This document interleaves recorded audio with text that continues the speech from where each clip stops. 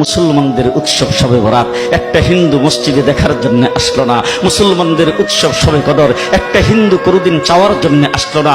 মুসলমানদের উৎসব রমজান মাসের রোজা একটা হিন্দু কোনোদিন তোমার সাথে সমাজ করার জন্য রাখলো না। একটা হিন্দু কোনোদিন তোমার ঈদের নামাজে আসলো না। একটা হিন্দু কোনোদিন তোমার সাথে জুমার নামাজে অংশগ্রহণ করলো না, তোমাকে দেখার জন্য পর্যন্ত আসলো না। তার কারণ হলো হিন্দুরা মনে করে এটা মুসলমানের উৎসব, আর তুমি মুসলমান হইয়া হিন্দুর দুর্গা পূজায় কিভাবে গেলা? তোমার কি হয়ে গেল? তোমার কি লজ্জা শরম তুমি ধুয়ে ফেলে দিয়েছো? তোমার কি কোনো লজ্জা শরম নাই? লজ্জা শরম নাই? আবার কি সুন্দর বলতেছ, ধর্ম যার যার উৎসব সবাই। হাই হাই হাই, ও মুসলমান যুবকেরা ভালো করে শোনো, ধর্ম যার যার উৎসব সবাই, তাইলে বিয়া যার যার বউ তো সবাই। জি, বিয়ে যার যার বউ সবার, পুষ্কুনি যার যার মাছ সবার, গাছ যার যার ফল সবার, ক্ষেত যার যার ফসল সবার, দোকান যার যার মাল সবার।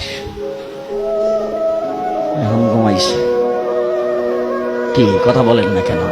তাহলে আমার দোকানের মাল যদি আমার হয়, আমার ক্ষেতের ফসল যদি আমার হয়, আমার গাছের ফল যদি আমার হয়, আমার গাছের নারিকেল যদি আমার হয়, আমি বিয়ে করলে বউ যদি আমার হয়, মুসলমান আমার পুষ্কুনির মাছ যদি আমার হয়, তাইলে ধর্ম যার উৎসব তার।